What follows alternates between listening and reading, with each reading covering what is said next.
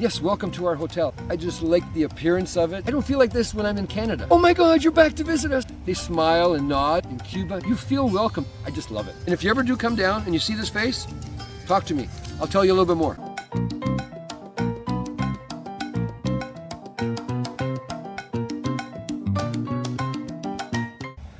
I've been coming to the Barcelo Resort for the last, I don't know how many years. I think it was since 2007 I've been coming to Barcelo. I just liked the appearance of it, and the moment I walked in, I felt this, how would I explain it? It would be like a welcoming. Yes, welcome to our hotel. And all the years I've been coming, now that I've got to meet the people at the reception desk, to the restaurant, to the buffet, to the a la cartes, to the lady that's cleaning the washrooms in the area, soaking up, they all know me by now. And when I show up, they just automatically come up, give me a hug. It's such a warm, accepting feeling. It just makes me feel like, you know what, I don't feel like this when I'm in Canada. When I'm in Canada, you walk into a bar or a restaurant, it's like, hi, how you doing? Here, it's like, oh my God, you're back to visit us. Oh, nice to see you. You get a hug, you get a kiss. It just makes me feel warm inside and appreciated and welcomed. That's why I've been returning to Barcelo. I have been to a few other resorts. In 2006, I was in a different resort. In 1991, my first visit ever to Cuba was in Camagüey. After that, I started coming to Veradero and seeing the people here and their warm hearts, and they're welcoming me into their lives. That's what I like coming back to Barcelo. I know everybody that works here. They know me. We're first name basis. I love it.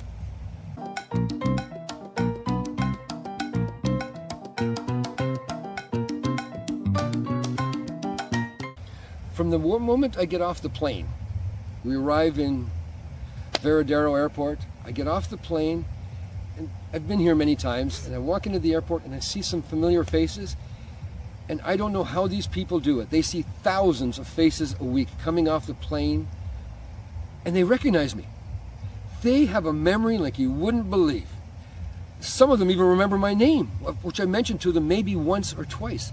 But I see them at the airport, the guy that collects your luggage, the people that are welcoming you after, just as you get on the plane and walking down to go through the immigration area or the security area.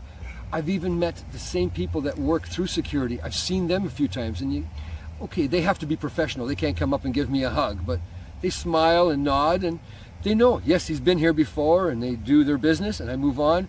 And where you get your baggage checked, you go through the screening area. I've seen those ladies and men there before, and they give you a nod and they smile and they go, oh, welcome back.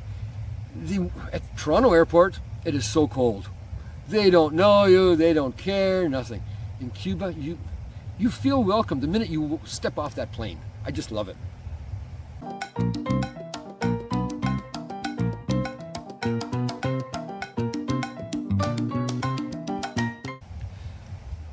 A few years back, I'm going to say 5 or 6 years ago, when I'd been to Barcelo regularly, I met a young girl that was working here, and we kind of clicked off. We started talking and everything because I wanted to know more about their culture and how their family is and everything else. And over the years, I've met her mother, her brother. They've invited me into their home for dinner to show them around where they live, which is Matanzas. It's about an hour and a half drive from here.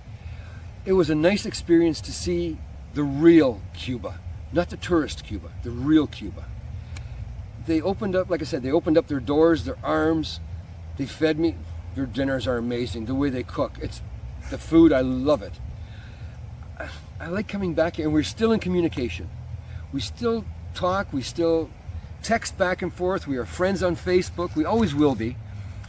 There's just such fantastic people, and other people that I've met at Barcelo. From the chef that was working there, he invited me to his house to come over and have dinner with his family. So they're proud of what they have. They want to show you what they have in their homes and where they live. It's unbelievable. You don't get that anywhere else, I think. I've been in other countries. I've been in Dominican. You don't get that there. You get that in Cuba. It is one of a kind experience. Once you get to know a family here and the people here, they accept you as family. They call you family. They call you my brother, my father, my cousin, whatever. You are welcomed into their family. That's one thing I can say about the Cuban people. They're just so giving. They want to give of their heart.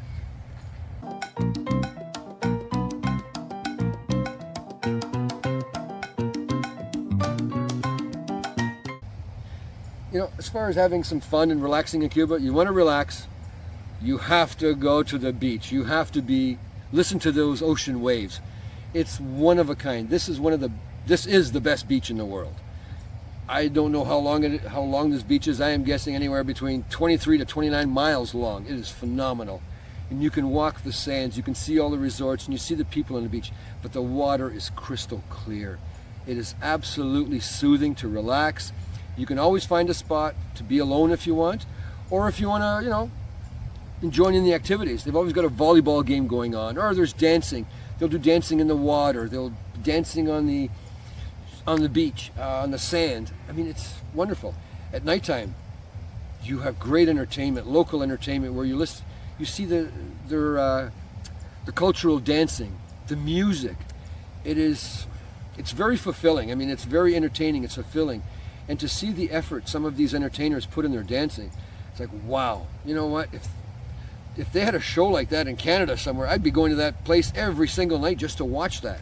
But here you get to enjoy it. You buy your package to get here. You can enjoy that every night. You get to see these performers, and it's a different show every night. And a lot of times they'll do a lot of entertaining. They'll have joking skits and everything else. They'll get the tourists involved in it, which it's just, you're involved all the time. You're not left sitting there with your thumb saying, oh, I'm bored. You can go almost anywhere here. You want to sit in a park like I am right now. It's peace and quiet. You want to read your book. Nobody's going to bother you. It's nice and quiet. There are so many places to relax. There's so many places to enjoy. You can go downtown. Then you get immersed into their music. Their like I said, their music, their dancing. Downtown is amazing. You want to have a drink, you can have a drink downtown. You want to have a bite to eat. There are multiple restaurants where you enjoy the Cuban cuisine. I do this all the time. I've been coming here, like I said, for many years now. I'm coming a couple of times a year. It's great.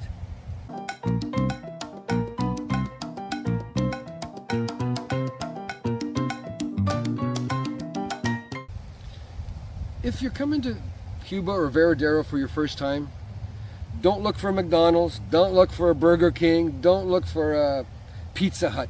It does not exist, and thank God it doesn't. We leave that behind so we can come here and see what they have to offer. This is an island. You have to remember, everything is imported. It's not like we have at home. You want this, you can buy it. You can buy a watermelon in winter there. They have it here sometimes they don't. They'll have something else. You have to accept the fact that this is an island, everything gets imported. Shortages do happen. There's a lot of us Canadian tourists that come here, and we're absorbing all that. We're using it all up. We're using up their resources. And sometimes if more of us come, well, they didn't import enough.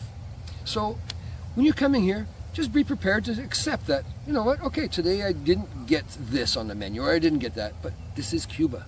You don't want your chicken wings, you don't want your chicken fingers and that. That's not what you come here for. If you want that, stay in Canada. But if you want to have a real, true experience in a different culture, this is where you want to come. And believe me, you do want to come here. You want to forget about the McDonald's, the Burger Kings. You want to forget that for the 2 weeks or 10 days or 1 week or 1 month if you want to come here. It is not expensive to come here. It is relatively inexpensive compared to Mexico, Dominican, where I've been before. It's a lot more expensive there. But you do get your chicken wings, you get all that stuff there. But I don't want to go there for that. I want to come here for this, and I'm sure you will want to too, trust me. Once you experience it, you'll keep coming back just like I have. And to tell you the truth, once I told my sister about Cuba. She came here once. She's now coming this week for her 15th time. She is a little older than I am. She's in her 70s now.